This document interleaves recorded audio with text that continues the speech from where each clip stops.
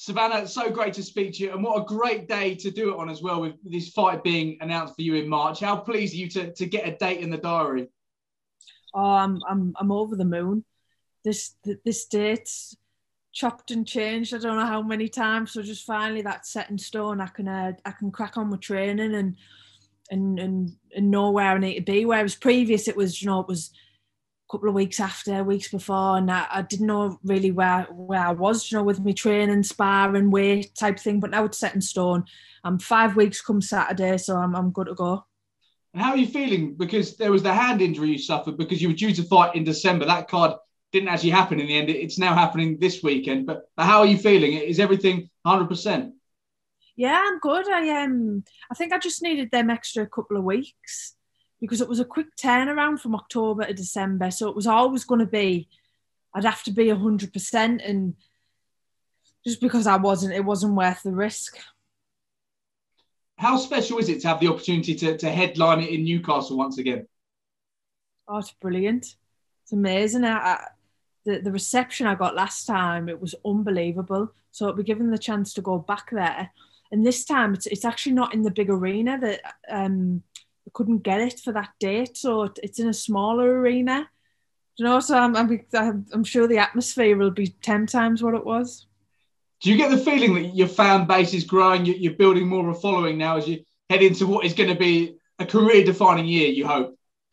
Oh, I do. I really do. And I think me moving to Boxer and Sky was the best move in me career.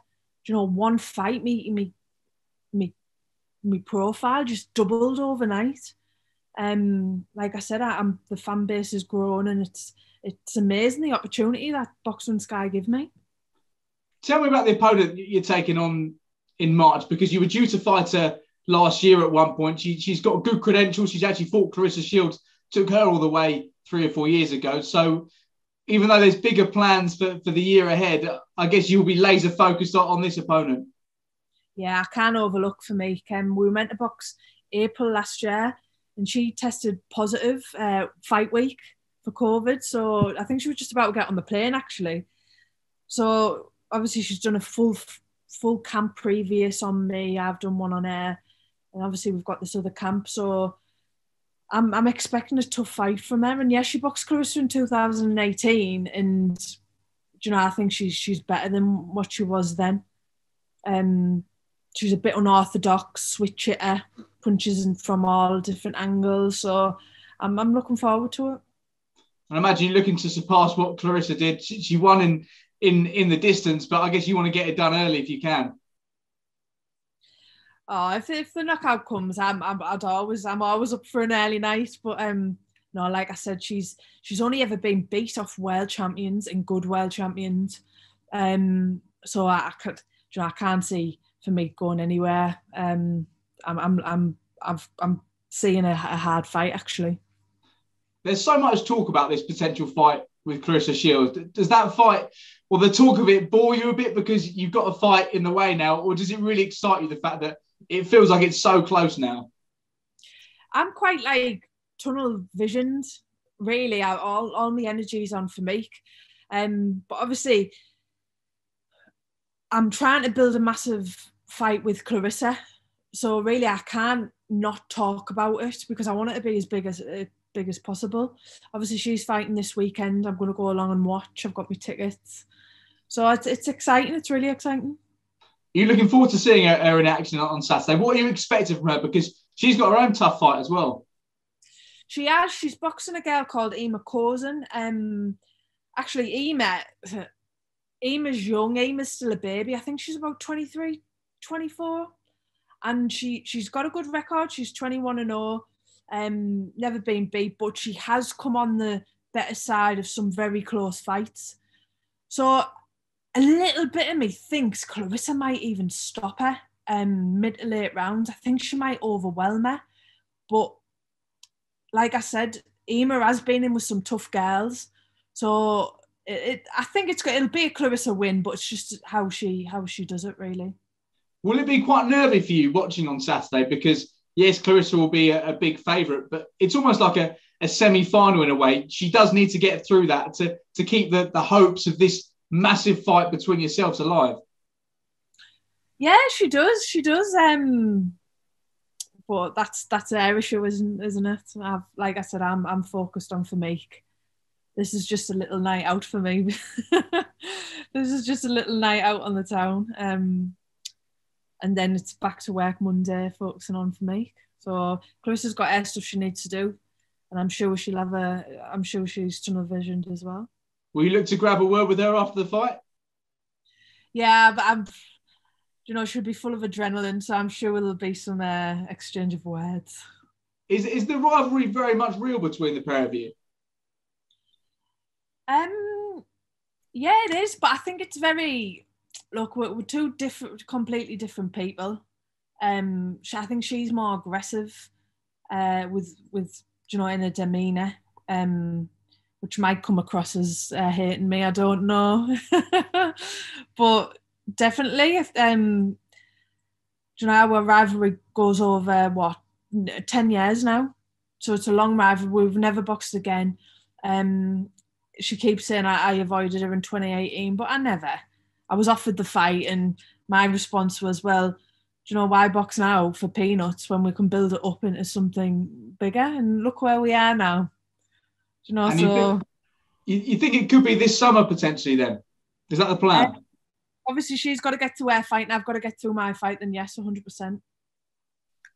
Brilliant. Well, enough about that fight, because you've got one to focus on at the moment. I did want to ask you about the Amanda Serrano-Katie Taylor fight being made. What do you make of that? Because that's another huge fight. The fact they're going to headline Madison Square Garden just shows where women's boxing is at the moment, doesn't it? It is. But the thing is, I think it might be a bit too late for Katie me. I really do. I've been to a few of Katie's last fights, and look, one thing that you can't control is age. I know the amazing athlete she is, a past couple of fights, she hasn't looked like vintage Katie Taylor. She really hasn't. And I think she struggled with Tasha Jonas. I really, really do think she struggled with Tasha. And obviously Tasha's that southpaw, and Amanda Serrano's that southpaw. And I've just literally seen a photo of them both in Madison Square Garden, and I'm actually quite surprised at how tall Amanda is. And I think she's like a 7-division world champion, so goodness knows how she made them lighter weights. When it comes to Katie, when it comes to her potentially slowing down, what have you seen that maybe concerns you or would concern you if you're a Katie Taylor fan? Maybe I'm being a bit biased, but I just think her reactions and her snap haven't really been. I feel like the past couple of fights she's half struggled with girls 2-3 years ago. I thought Katie would have blew away. But look, maybe it's just my opinion. Maybe that the competition's getting a lot stronger because women's boxing is. But I would have liked to have seen Katie Amanda a couple of years ago. What fight do you think would be bigger? I know it's a difficult question because Ben Shalom thinks that a fight between yourself and Claressa Shields is bigger than a fight between Katie Taylor and Amanda Serrano. What do you make of that? It's a tough comparison. I think I'm just being biased with it, because I think if you were to ask the average Joe, nothing against Amanda Serrano, but who Amanda Serrano was, I don't think they'd know. Even a boxing fan would know. My friends don't know who Amanda Serrano is, but everyone knows that GOBBY American. I walk down the street and the postman shouts, "Oh, when you're boxing that GOBBY American, when you're boxing that American." Do you know, everyone seems to know, like, in quotes, that GOBBY American, that mouthy American.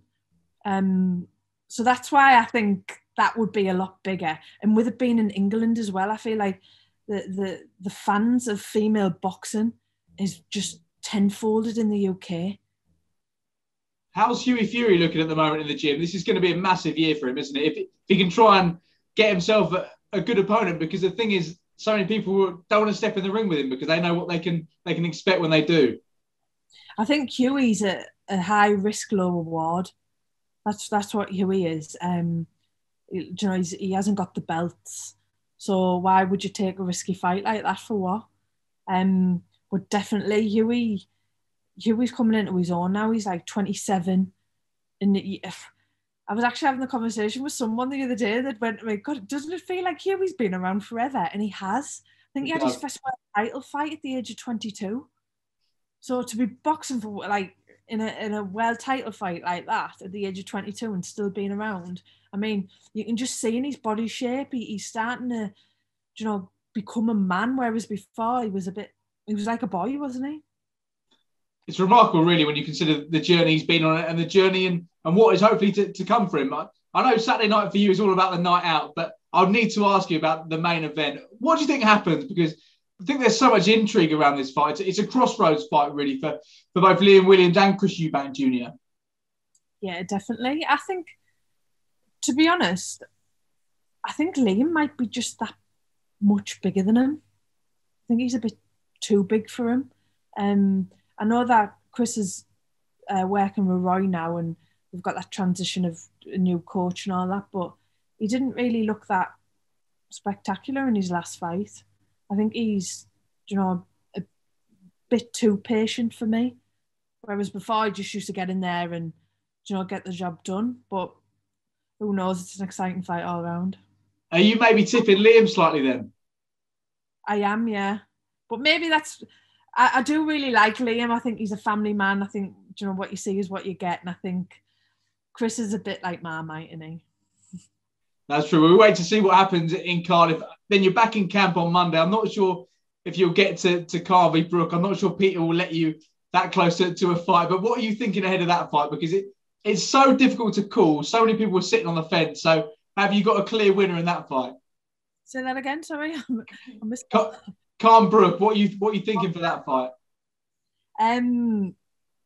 Again, I think everyone agrees it's a few years too late, but I think Kell will stop him. That's interesting. Why do you think that? Do you think Kell's got slightly more left in the tank? I do, yeah, and he's got that power. But who knows?